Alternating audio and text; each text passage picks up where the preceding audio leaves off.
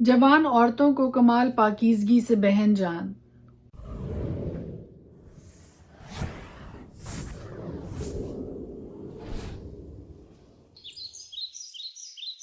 خدائے قدوس کے زندہ جلالی بابرکت پرفضل نام میں ایک بار پھر آپ کو میرا سلام۔ میرا نام ایسٹر ہارون ہے اور ہر روز خدا کا زندہ کلام لے کر آپ کے سامنے آتی ہوں۔ ہم مل کر خدا کے پاک کلام کی تلاوت بھی کرتے ہیں اور تھاٹ آف دا ڈے پر بھی غور کرتے ہیں۔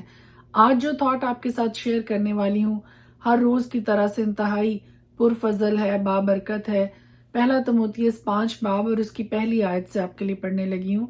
ایمانداروں کی کچھ ذمہ داریاں یہاں پر مینشن کی گئی ہیں کہ ایک ایماندار کو کیسا ہونا چاہیے، دوسروں کے ساتھ اس کا رشتہ، دوسروں کے ساتھ اس کا ناطہ، اس کا برتاؤ، اس کا رویہ کیسا ہونا چاہیے۔ اور پہلی آیت سے پڑھنے لگی ہوں، لکھا ہے کسی بڑے عمر رسیدہ کو ملامت نہ کر بلکہ باپ جان کر نصیحت کر، اور جوانوں کو بھائی جان کر، اور بڑی عمر والی عورتوں کو ماں جان کر، اور جوان عورتوں کو کمال پاکیزگی سے بہن جان کر۔ پہلے تموتھیوس کے خط کے 5ویں باب میں ہمیں بڑی ہی خوبصورت نصیحت کرتا ہوا نظر آتا ہے اور کہتا ہے کہ کسی بھی عمر رسیدہ کو کبھی بھی ملامت نہ کرے بلکہ باپ جان کر نرمی کے ساتھ اس کو نصیحت کرے، سمجھائیں اگر ضرورت پڑتی ہے تو، اور جوانوں کو بھائی جان کر، اور بڑی عمر والی عورتوں کو ماں جان کر، اور جوان عورتوں کو کمال پاکیزگی سے بہن جان کر۔ جب ہمارے دماغ میں یہ حدود موجود ہوں گی، یہ باؤنڈریز موجود ہوں گی کہ کس کو کیا سمجھ کے ہم نے زندگی میں چلنا ہے، تو ابلیس کو موقع نہیں ملے گا کہ وہ ہم سے غلطی کروائے، ہمیں آزمائش میں ڈالے یا ہم سے گناہ کروائے۔ اور وہ خوبصورت دور، وہ خوبصورت وقت ابھی کچھ ہی عرصہ پہلے تک معاشرے میں موجود تھا۔ خاص طور پہ اگر ہم اپنے معاشرے کی بات کریں تو یہ خوبصورت تہذیب ہمارے معاشرے کا حصہ تھی کہ اگر ایک کی بہن ہے تو پورے محلے کی بہن مانی جاتی تھی۔ اگر کسی ایک خاندان کی ماں ہے تو پورا محلہ، پورا علاقہ، پورا گاؤں، اس عورت کو ماں سمجھ کر اس کی عزت کرتا تھا اور اس کو آنر کرتا تھا۔ لیکن آج دنیا کا چلن بالکل بدل گیا ہے اور بار بار آپ کو یہ جملہ سننے کو ملتا ہے کہ جس کی ماں ہے اسی کی ماں ہے، جس کی بہن ہے اسی کی بہن ہے، اور کسی کو کسی کی عزت سے کوئی لینا دینا نہیں ہے، کوئی واسطہ نہیں ہے۔ اور یہی وجہ ہے کہ ابلیس بھی ان ساری باتوں کا خوب فائدہ اٹھاتا ہے اور ہر طرح کی بد کرداری، ہر طرح کی بری باتیں، ہر طرح کی نیگیٹیوٹی اسی لیے ہمیں معاشرے میں نظر آتی ہے، اور گناہ اور خطائیں اور بد کرداری آپ کو ہر طرف نظر آتی ہے کیونکہ یہ باؤنڈریز ہمارے ذہنوں میں سے ختم ہو گئی ہیں، یہ حد ہمارے ذہنوں پہ سے اٹھ چکی ہے، ختم ہو چکی ہے، جس کو پولس رسول نے تموتھیوس کے پہلے خط کے 5ویں باب میں بڑی خوبصورتی سے بیان کیا ہے کہ ہر ایک عمر رسیدہ کو اپنا باپ سمجھیں، بڑی عمر کی خاتون کو اپنی ماں سمجھ کر عزت کیجیے، ہر ایک نوجوان کو اپنا بھائی سمجھیں، جوان عورت کو کمال پاکیزگی سے بہن جانیں۔ اور جب ہم ان حدود کو واپس اپنے ذہنوں میں لے کر آئیں گے، اپنی زندگیوں میں، اپنے معاشرے میں لے کر آئیں گے، تو ایک بار پھر ہمیں وہی معاشرہ نظر آئے گا، ایک بار پھر ہمیں اخلاقیات کی وہی تہذیب اور تعلیم اپنے معاشرے میں نظر آئے گی جو آج سے پہلے نظر آتی تھی۔ اور یہ جو تہذیب کا اور اخلاق کا فقدان ہمیں ہر طرف نظر آتا ہے، یہ ختم ہو جائے گا۔ God bless you، خداوند آپ کے ساتھ ہو، خداوند میرے ساتھ ہو۔ آئیے اپنے سے شروع کریں، اپنے خاندان سے شروع کریں، اپنے بچوں کو یہ تعلیم دیں، اپنے بچوں کو یہ سکھائیں، اپنے آپ کو یہ سکھائیں کہ ہمیں کن حدود کو اپنی زندگی میں واپس لے کر آنا ہے، ان باتوں کو، اس تعلیم کو واپس کلیسیا میں، اپنے خاندان میں، اپنے معاشرے کا حصہ بنائیں کہ ہر ایک کی قابل عزت اور قابل احترام جانیں، ہر ایک کی عزت کریں، خاص طور پہ خواتین کو جو بڑی عمر کی ہیں اپنی ماں جانیں، جو جوان عورتیں ہیں، جو جوان خواتین ہیں، ان کو کمال پاکیزگی سے بہن جانیں اور اپنی نظروں میں وہ پاکیزگی لے کر آئیں، کیونکہ پولس رسول یہ کہتا ہے کہ کمال پاکیزگی سے ان کو بہن جانیں۔ تو ہم دیکھیں گے کہ بہت جلد اگر ہم ان باتوں پر عمل کریں گے تو نہ صرف کلیسیا سے، ہمارے خاندانوں سے، ہمارے محلوں سے، ہمارے معاشرے سے، اور آہستہ آہستہ پورے ملک سے ہر طرح کی بد کرداری، ہر طرح کی نیگیٹیوٹی، ہر طرح کی تاریکی کے کام اور خطائیں اور گناہ زندگیوں سے جاتے رہیں۔ May God bless you، خداوند آپ کے ساتھ ہو، خداوند کی برکت، خداوند کی رحمت، خداوند کی تسلی، خداوند کا اطمینان اور کثرت کی خوشی میری زندگی میں، آپ کی زندگی میں، ہم سب کی زندگیوں میں کثرت سے کام کرے، آمین۔ خدا کے پاک کلام میں سے آج ہم پڑھیں گے نوح کی کتاب، اس کا 4 باب۔ سونا کیسا بے آب ہو گیا، کندن کیسا بدل گیا، مقدس کے پتھر تمام گلی کوچوں میں پڑے ہیں۔ سیون کے عزیز فرزند جو خالص سونے کی مانند تھے، کیسے کمہار کے بنائے ہوئے برتنوں کے برابر ٹھہرے۔ گیدڑ بھی اپنی چھاتیوں سے اپنے بچوں کو دودھ پلاتے ہیں، لیکن میری دختر قوم بیابانی شتر مرغ کی مانند بے رحم ہے۔ شیرخوار کی زبان پیاس کے مارے تالو سے جا لگی۔ بچے روٹی مانگتے ہیں لیکن ان کو کوئی نہیں دیتا۔ جو ناز پرور دے تھے گلیوں میں تباہ حال ہیں، جو بچپن سے ارغوان پوش تھے مزبلوں پر پڑے ہیں، کیونکہ میری دختر قوم کی بد کرداری صدوم کے گناہ سے ایک لمحہ میں برباد ہوا اور کسی کے ہاتھ اس پر دراز نہ ہوئے۔ اس کے شرفا برف سے زیادہ صاف اور دودھ سے سفید تھے، ان کے بدن مونگے سے زیادہ سرخ تھے، ان کی جھلک نیلم کی سی تھی۔ اب ان کے چہرے سیاہی سے بھی کالے ہیں، وہ بازار میں پہچانے نہیں جاتے، ان کا چمڑا ہڈیوں سے سٹا ہے، وہ سوکھ کر لکڑی سا ہو گیا۔ تلوار سے قتل ہونے والے بھوکوں مرنے والوں سے بہتر ہیں، کیونکہ یہ کھیت کا حاصل نہ ملنے سے کڑ کر ہلاک ہوتے ہیں۔ رحم دل عورتوں کے ہاتھوں نے اپنے بچوں کو پکایا، میری دختر قوم کی تباہی میں وہی ان کی خوراک ہوئے۔ خداوند نے اپنے غضب کو انجام دیا، اس نے اپنے قہر شدید کو نازل کیا، اور اس نے سیون میں آگ بھڑکائی جو اس کی بنیاد کو چٹ کر گئی۔ روئے زمین کے بادشاہ اور دنیا کے باشندے بارور نہیں کرتے تھے کہ مخالف اور دشمن یروشلم کے پھاٹکوں سے گھس آئیں گے۔ یہ اس کے نبیوں کے گناہوں اور کاہنوں کی بد کرداری کی وجہ سے ہوا، جنہوں نے اس میں صادقوں کا خون بہایا۔ وہ اندھوں کی طرح گلیوں میں بھٹکتے اور خون سے آلودہ ہوتے ہیں، ایسا کہ کوئی ان کے لباس کو بھی چھو نہیں سکتا۔ وہ ان کو پکار کر کہتے تھے، دور رہو ناپاک، دور رہو، دور رہو، چھونا مت۔ جب وہ بھاگ جاتے اور آوارہ پھرتے تو لوگ کہتے تھے، اب یہ یہاں نہ رہیں گے۔ خداوند کے قہر نے ان کو پراگندہ کیا، اب وہ ان پر نظر نہیں کرے گا۔ انہوں نے کاہنوں کی عزت نہ کی اور بزرگوں کا لحاظ نہ کیا۔ ہماری آنکھیں باطل مدد کے انتظار میں تھک گئیں۔ ہم اس قوم کا انتظار کرتے رہے جو بچا نہیں سکتی تھی۔ انہوں نے ہمارے پاؤں ایسے باندھ رکھے ہیں کہ ہم باہر نہیں نکل سکتے۔ ہمارا انجام نزدیک ہے، ہمارے دن پورے ہو گئے، ہمارا وقت آ پہنچا، ہم کو رگیدنے والے آسمان کے عقابوں سے بھی تیز ہیں۔ انہوں نے پہاڑوں پر ہمارا پیچھا کیا، وہ بیابان میں ہماری گھات میں بیٹھے۔ ہماری زندگی کا دم خداوند کا ممسو ان کے گڑھوں میں گرفتار ہو گیا، جس کی بابت ہم کہتے تھے کہ اس کے سایہ تلے ہم قوموں کے درمیان زندگی بسر کریں گے۔ اے دختر ادوم جو اوز کی سرزمین میں بستی ہے، خوش و خرم ہو، یہ پیالہ تجھ تک بھی پہنچے گا، تو مست اور برہنہ ہو جائے گی۔ سیون تیری بد کرداری کی سزا تمام ہوئی، وہ تجھے پھر اسیر کر کے نہیں لے جائے گا۔ اے دختر ادوم، وہ تیری بد کرداری کی سزا دے گا، وہ تیرے گناہ فاش کر دے گا۔ نوح کی کتاب 5واں باب۔ اے خداوند، جو کچھ ہم پر گزرا اسے یاد کر، نظر کر اور ہماری رسوائی کو دیکھ۔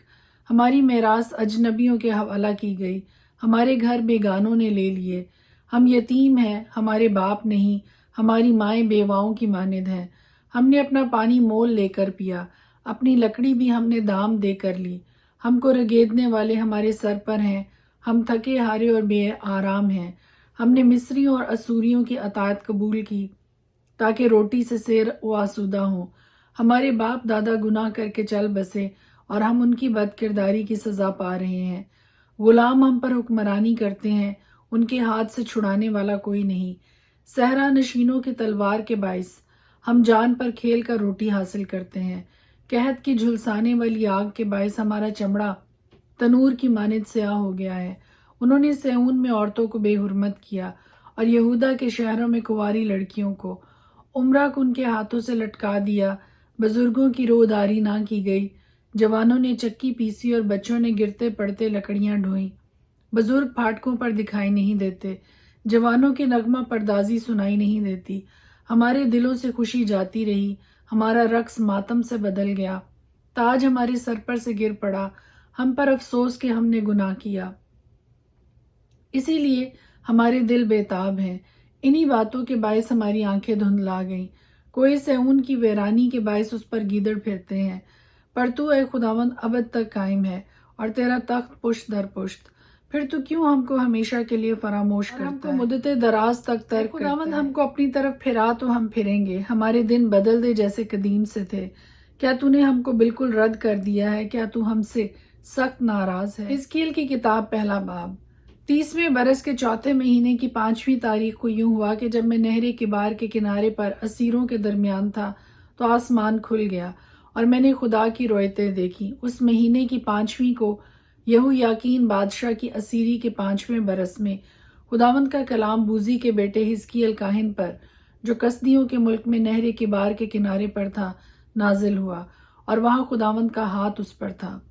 اور میں نے نظر کی تو کیا دیکھتا ہوں کہ شمال سے آندھی اٹھی، ایک بڑی گھٹا اور لپیٹتی ہوئی آگ، اور اس کے گرد روشنی چمکتی تھی، اور اس کے بیچ سے یعنی اس آگ میں سے ثقیل کیے ہوئے پیتل کی سی صورت جلوہ گر ہوئی، اور اس میں سے 4 جانداروں کی ایک شبیہ نظر آئی، اور ان کی شکل یوں تھی کہ وہ انسان سے مشابہ تھے، اور ہر ایک کے 4 چہرے اور 4 پر تھے، اور ان کی ٹانگیں سیدھی تھیں، اور ان کے پاؤں کے تلوے بچھڑے کے پاؤں کے تلوے کی مانند تھے، اور وہ منجے ہوئے پیتل کی مانند جھلکتے تھے، اور ان کی چاروں طرف پروں کے نیچے انسان کے ہاتھ تھے، اور چاروں کے چہرے اور پر یوں تھے کہ ان کے پر ایک دوسرے سے باہم پیوستہ تھے، اور وہ چلتے ہوئے مڑتے نہ تھے بلکہ سب سیدھے آگے بڑھے چلے جاتے تھے۔ چہروں کی مشابہت یوں تھی کہ ان چاروں کا ایک چہرہ انسان کا، ایک ایک شیر ببر کا ان کی دہنی طرف، اور ان چاروں کا ایک ایک چہرہ سانڈ کا بائیں طرف، اور ان چاروں کا ایک ایک چہرہ عقاب کا تھا۔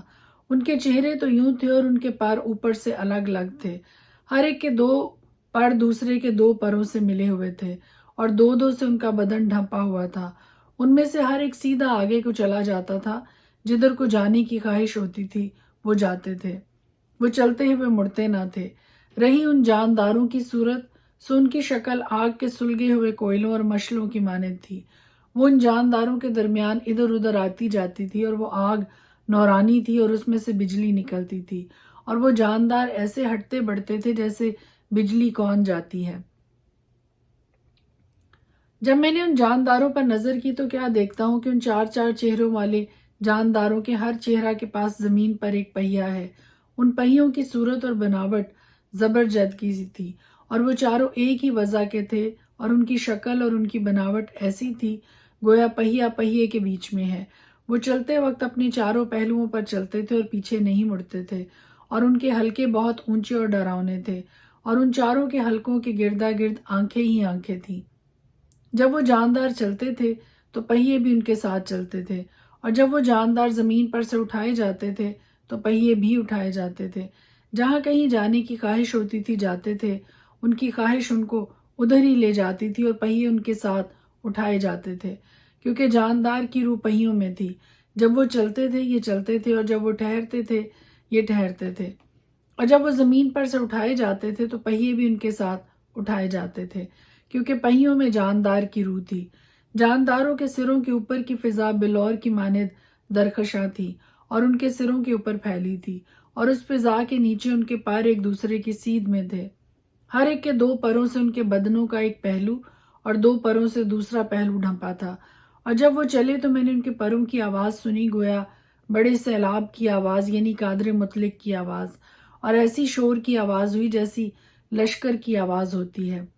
جب وہ ٹھہرتے تھے تو اپنے پروں کو لٹکا دیتے تھے، اور اس فضا کے اوپر سے جو ان کے سروں کے اوپر تھی ایک آواز آتی تھی، اور وہ جب ٹھہرتے تھے تو اپنے بازوؤں کو لٹکا دیتے تھے،